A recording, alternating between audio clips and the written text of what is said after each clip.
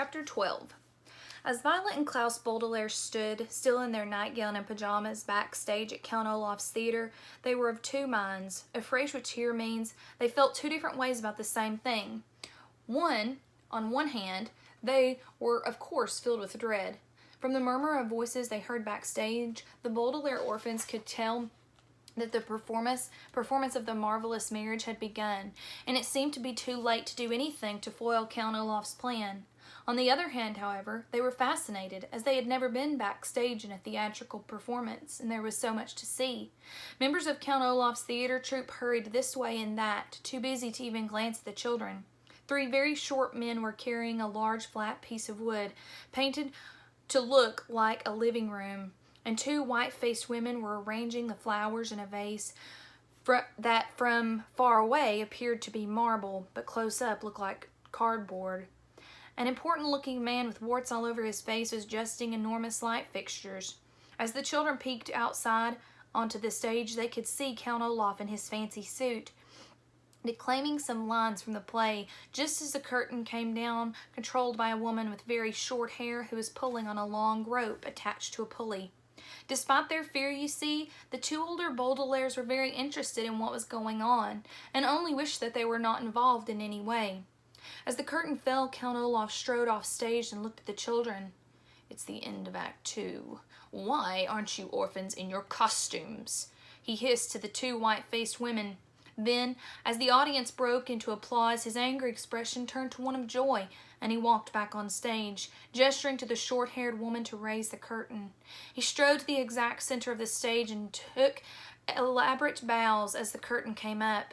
He waved and blew kisses to the audience as the curtain came down again, and then his face was once again filled with anger. "Intermission is only 10 minutes, he said, "and then the children must perform. Get them into their costumes quickly." Without a word, the 2 white-faced women grabbed Violet and Klaus by the wrists and led them into the dressing room. The room was dusty but shiny, covered with mirrors and tiny lights so the actors could see better to put on their makeup and wigs. And there were people calling out to one another and laughing as they changed clothes. One white-faced woman yanked Violet's arms up and pulled her nightgown off over her head and thrust on a dirty, lacy wedding dress that at her to put on. Klaus, meanwhile, had his pajamas removed by the other white-faced woman and was hurriedly stuffed into a black sailor's suit that itched and made him look like a toddler. "Isn't this exciting?" said a voice, and the children turned to see Justice Strauss, all dressed up in her judge's robes and powdered wig. She was clutching a small book. "You children look wonderful." "So do you," Klaus said. "What's that book?" "Why, those are my lines," Justice Strauss said. "Count Olaf told me to bring a law book to read the real wedding ceremony in order to make the play as much realistic as possible. All you have to say, Violet, is I do, but I have to make quite a speech.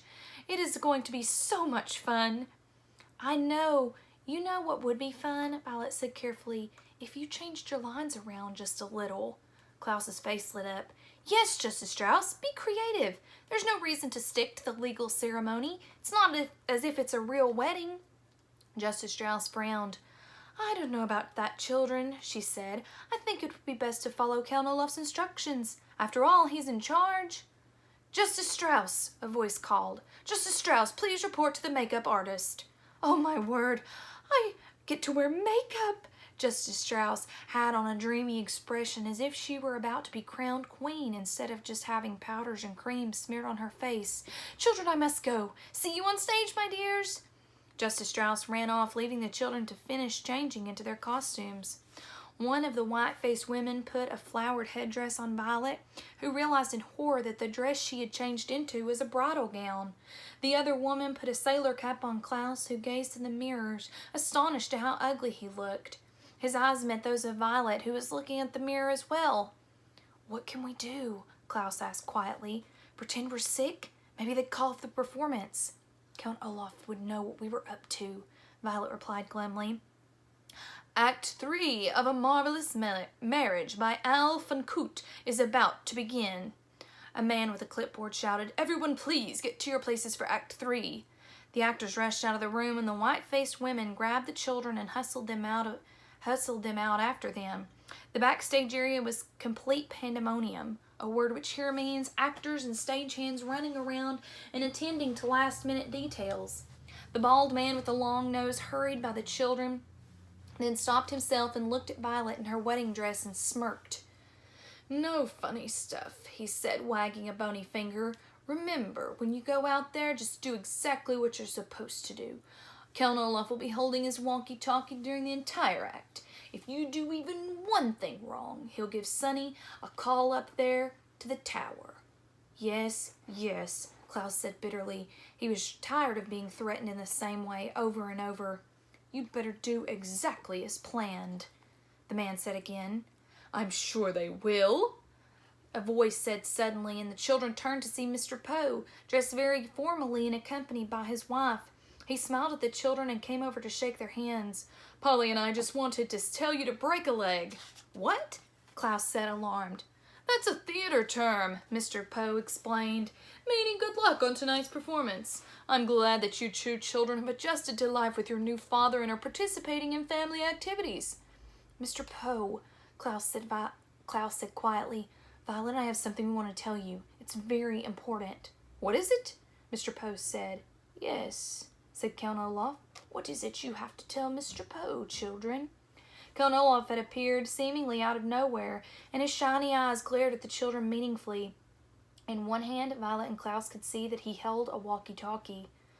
"Just that we appreciate all you've done for us, Mr. Poe," Klaus said weakly. "That's all we wanted to say." Of course," said Mr. Poe, patting him on the back. "Well, Polly and I better take our seats. Break a leg, Baudelaires." "I wish we could break a leg," Klaus whispered to Violet as Mr. Poe left.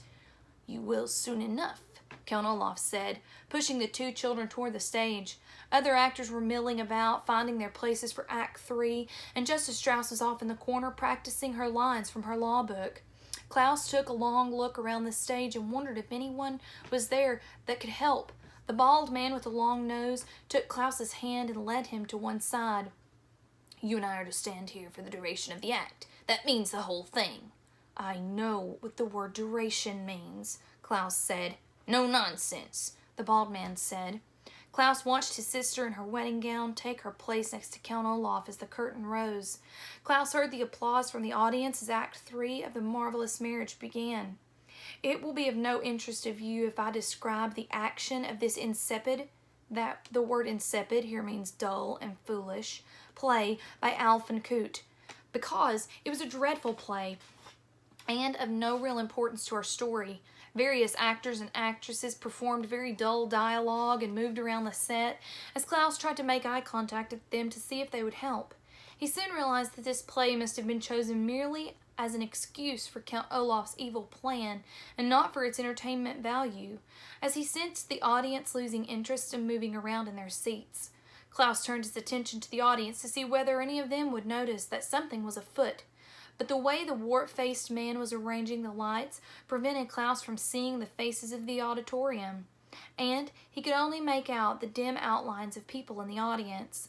Count Olaf had a great number of very long speeches which he performed with elaborate gestures and facial expressions. No one seemed to notice that he held a walkie-talkie the entire time. Finally, Justice Strauss began speaking, and Klaus saw that she was reading directly from her legal book. Her eyes were sparkling and her face flushed as she performed on stage for the first time, too stage-struck to realize that she was part of Count Olaf's plan.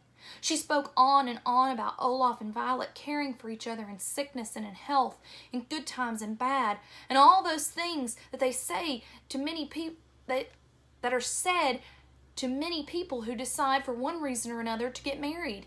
When she finished her speech, Justice Strauss turned to Count Olaf and said, "Do you take this woman to be your lawfully wedded wife?" "I do," Count Olaf said, smiling. Klaus saw Violet shuddered. "Do you?" Justice Strauss said, turning to Violet. "Take this man to be your lawfully wedded husband?" "I do," Violet said. Klaus clenched his fists. His sister had said "I do" in the presence of a judge. Once she signed the official document, the wedding was legally valid. And now Klaus could see that Justice Strauss was taking the document from one of the other actors and holding it out to Violet to sign. "Don't move an inch," the bald man muttered to Klaus, and Klaus thought of poor Sonny dangling at the top of the tower, and stood still as he watched Violet take a long quill pen from Count Olaf. Violet's eyes were wide as she looked down at the document, and her face was pale, and her left hand was trembling as she signed her name.